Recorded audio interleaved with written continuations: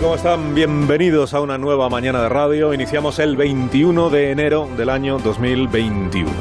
Entre cogobernanzas y cohabitaciones no ganamos para curvas en este país. Entre los pulsos que se echan el gobierno central y los gobiernos autonómicos y los pulsos que se echan los gobiernos de coalición consigo mismos, no es fácil entender esto que el ministro Escrivá llamaría las narrativas y que otros llaman los relatos. Pero bueno, narremos como buenamente podamos algunos episodios de ayer mismo. Mire, primero, lo del toque de queda. El sentido elástico de la cogobernanza. Saben ustedes que desde hace 10 días, al menos 10, hay gobiernos autonómicos regionales que están pidiendo poder recluir a la población en casa desde las 8 de la tarde. Ahora mismo lo que está en vigor es que nos recluyen como pronto a las 10 de la noche, porque es la hora a la que pueden estar en vigor el toque de queda. Y hay gobiernos que lo vienen planteando. Según han ido pasando los días y han ido empeorando los indicadores de la epidemia, estamos ya en 736 casos por 100.000 de incidencia media acumulada, o sea, nuevo récord para mal.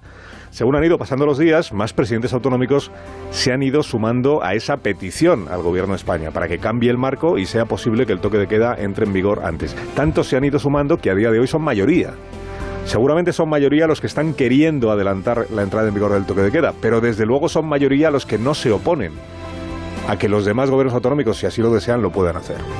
El Gobierno central viene diciendo que por su parte no hay cerrazón alguna, que si hay consenso entre los gobiernos regionales, los gobiernos autonómicos, si hay acuerdo, pues adelante, ningún problema. Si ayer mismo lo dijo el ministro Ábalos. Claro que puede ser modificado. ¿Por mayoría y por acuerdo de las comunidades autónomas? Pues claro, si la cuestión es que todos los gobiernos autonómicos asuman los acuerdos que logran.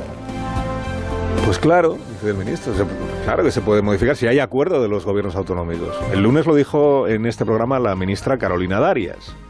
Si hay acuerdo, no hay razones para no hacerlo, lo del cambio del toque de queda. Pero mire, al final ha llegado el lunes de la semana pasada, pero al final ha llegado la esperada reunión de esta semana con los consejeros autonómicos, que se celebró en la tarde de ayer. El ministro Illa escuchó las posiciones que en realidad ya conocía porque las vienen haciendo públicas en los medios de comunicación los gobiernos autonómicos, y a pesar del acuerdo de la mayoría, del consenso, la respuesta fue que no. Dice el ministro que si acaso lo va a seguir estudiando. Algunos colegas han dicho, oiga, quizás valdría la pena plantearse añadir algunas medidas más, de facilitar todavía más la restricción de movilidad nocturna, o algunas más, pero las vamos a estudiar. Lo vamos a estudiar. Que no, que algunos colegas dijeron que quizás sería bueno. Oigan, no, quizás no. Hay gobiernos autonómicos que expresamente le llevan diciendo desde hace días, habilítenos esta opción. Lo vamos a estudiar, dice el ministro. ¿Estudiar el qué?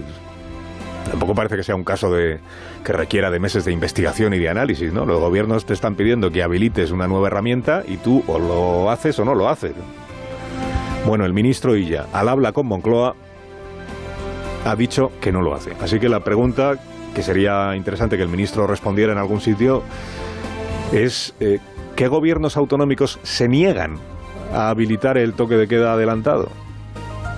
No cuáles desean adelantarlo, que son unos cuantos, ¿eh? Mira el de Asturias, que dice, si puede ser a las 6 de la tarde, mejor, que a las 8, mejor que a las 10. No cuáles desean adelantar, lo que digo que son unos cuantos, seguramente mayoría, sino cuáles no desean que los demás lo puedan hacer y por eso no es posible que salga adelante la medida. Porque salvo que haya habido una legión de gobiernos autonómicos oponiéndose ferozmente a que los otros puedan meter a la gente a las 8 en casa, ¿cuál es el argumento del ministro que predica el acuerdo, el consenso, no sé qué, para negarse? Pues ¿acaso no era esto lo que él estaba reclamando? Lo hablamos en el Consejo Interterritorial y si hay mayoría y hay acuerdo, pues se hace. Si hay acuerdo, adelante.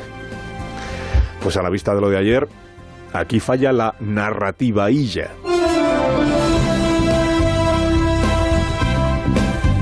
A la historia de la pandemia en España añadimos el sorprendente caso del consejero murciano que no dimitió y sí dimitió el mismo día. A las 10 de la mañana estaba pidiendo disculpas por vacunarse sin que le tocara. Insisto en pedir disculpas, lo digo desde el corazón, a quienes entiendan o interpreten de otra manera lo que se ha hecho.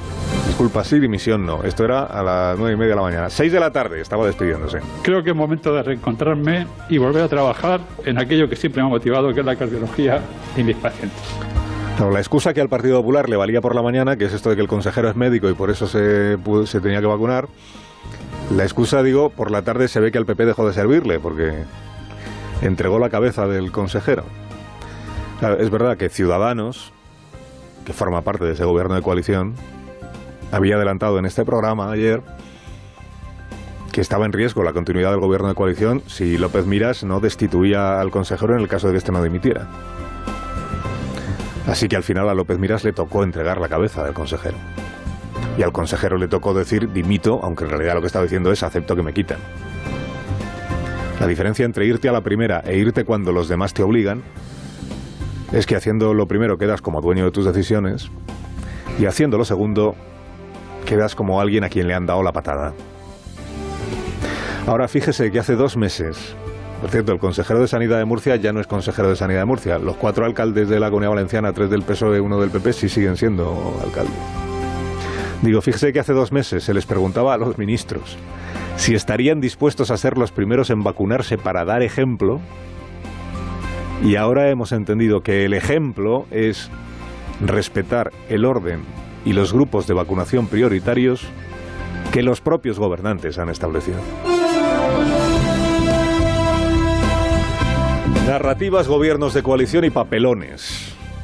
Vamos al caso del ministro José Luis Escrivá. Muy comentada ayer su participación en este programa, su enfado con este programa, y con quienes han informado de que ha habido un pulso en el gobierno sobre la ampliación del cómputo de la pensión como instrumento para reducir el coste de esa pensión, que el Ministerio de la Seguridad Social finalmente ha perdido. Esta es lo que él llama la narrativa o el relato, digamos, que no le gusta al ministro porque entiende que es falso. Bueno, aquí dijo ayer el ministro Escrivá, y en su derecho, por cierto, está el ministro a decir todo lo que dijo ayer aquí y a enfadarse, y faltaría más, y a criticar lo que le parezca oportuno, que para eso estamos. Ayer dijo aquí el ministro que en realidad esta propuesta de lo de cambiar el cómputo de la pensión para que sean 35 años, que en realidad nunca ha sido una propuesta oficial de su ministerio, y que aunque se publicara en varios medios la segunda semana del mes de diciembre, él no está para andar desmintiendo lo que dicen otros. Yo no puedo estar, ni lo vamos a hacer, ni nuestra forma de actuar, saltando a cantidad de cosas, estas y muchas otras, que van saliendo por fuentes ignotas. Es decir, yo no voy a estar reactivo a cosas sobre lo que yo elaboro y lo que yo construyo. Sinceramente, no es la forma en que operamos. Pues mire, es posible, como decía ayer el ministro, es posible que alguien sacara de contexto unos papeles y no se enterara muy bien, o que alguien lo hiciera a propósito buscando distorsionar la realidad. Puede haber una interpretación, digamos, benévola, que es, pues, oye, se vieron algunos números, algunos papeles mal, si sacaron de contexto y alguien no se enteró muy bien, o puede haber una interpretación malévola, que es a alguien le interesaba crear una narrativa, y aunque sabía perfectamente de que aquello era distorsionado e intoxicado, pues podríamos perfectamente crear una narrativa para dar una sensación de confrontación. La narrativa consistiría en que el ministro Escrivá quiere rebajar las pensiones y Pablo Iglesias, que vela por los pensionistas, se lo impide. Este es el relato que algunos quieren imponer. Bueno, el ministro, digo, está en su derecho a discrepar sobre cómo se cuentan las cosas, faltaría más, y a quejarse de que se saquen de contexto. Ahora, decir que de su ministerio nunca ha salido la propuesta de alargar el cómputo a los 35 años ya es un poco más discutible. Estas tormentas al final tienen una virtud, que es que gracias a ellas se acaban reconstruyendo con detalle cómo han ido pasando las cosas, cómo han ido discurriendo los acontecimientos. Nos contaba Caridad García esta mañana a las 6:30 que en el documento, que existe el documento en el que el ministro o el ministerio hace llegar, es el documento que envía la Comisión Delegada de Asuntos Económicos, o sea, a los otros ministerios, y en ese documento sí aparece la mención a la ampliación, la posibilidad de ampliar el cómputo. Carlos Cubé en el diario El País informa hoy de que los 35 años están en los borradores de las fichas que se manejan para elaborar el documento que luego se envía a Bruselas. Fernando Garea en El Confidencial cuenta que la propuesta fue discutida por 3 secretarios de Estado, lo dice también Carlos Sánchez, ¿no? Periodistas todos, ¿no? 3 secretarios de Estado que discutieron esta propuesta, uno de ellos Nacho Álvarez, que es el de Podemos. Y se recuerda también en las informaciones de hoy que la vicepresidenta Calviño, 21 de diciembre, confirmó que el ministro estaba hablando de las condiciones para modificar el cómputo de la pensión con los sindicatos.